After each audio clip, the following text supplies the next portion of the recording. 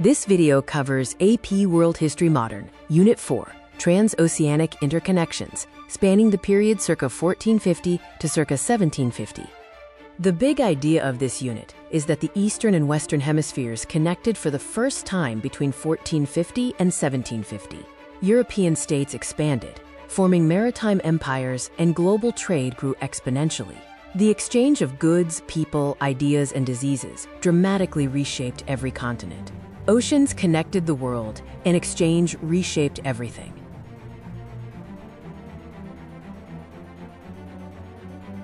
Technological innovations were key. Navigation tools like the Chinese magnetic compass and the Muslim Astrolabe improved direction finding and latitude calculation. Portuguese developed ships like the Caravel and the Lateen sail, enabled longer, more maneuverable voyages. Cartography advanced by incorporating Asian and Islamic knowledge.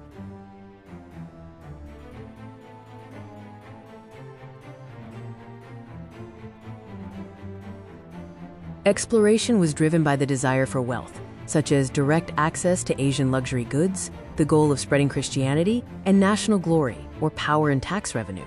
Portugal established a trading post empire, with Vasco da Gama reaching India. They focused on controlling trade choke points like Hormuz, Goa, and Malacca.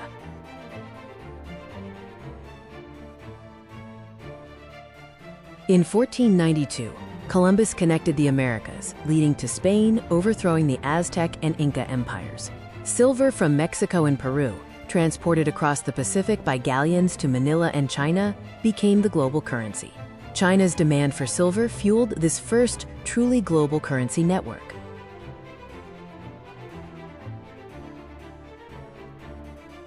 The Columbian Exchange introduced diseases like smallpox, measles, and influenza to the Americas, leading to the Great Dying.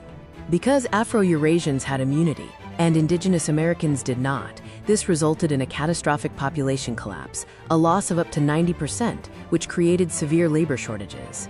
The biological exchange also involved crops and animals. Crops like maize, potatoes, and tomatoes went to Afro-Eurasia, with the potato becoming a European staple that drove massive population growth. Animals like horses, cattle, pigs, and sugar came to the Americas, with horses profoundly reshaping North American societies, hunting, and warfare.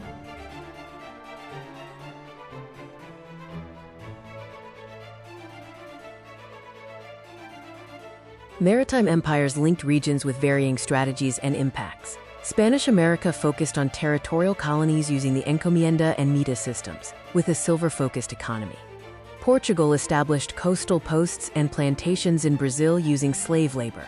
The English and Dutch used joint stock companies for settler colonies and trade monopolies.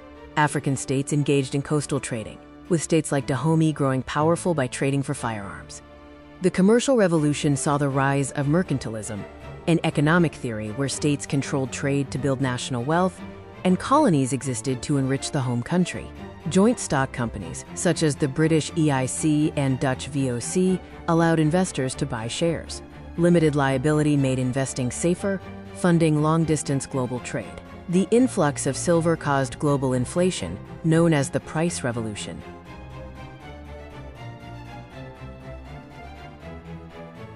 The triangular trade system connected Europe, Africa, and the Americas. Europe sent manufactured goods to Africa. Africa sent enslaved people via the Middle Passage to the Americas. The Americas sent cash crops like sugar, tobacco, and cotton to Europe. Resistance to state power included Queen Nzinga in Africa, who resisted Portuguese expansion. Maroon communities in the Caribbean were formed by escaped enslaved people. Pugachev's rebellion was a Cossack uprising against Catherine the Great in Russia. The Pueblo Revolt in New Mexico was an indigenous war against Spanish expansion.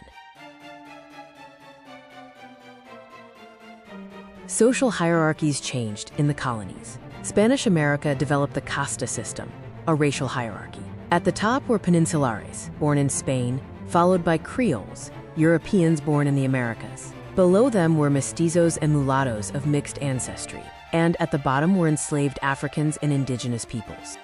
The final takeaway is that Unit 4 tells the story of the first truly connected oceanic world. Technology enabled travel, states funded exploration, the Columbian Exchange reshaped life, and maritime empires rose through trade and forced labor. Resistance spread and social hierarchies became more unequal. By 1750, the world was tied together in global systems that would intensify in future units.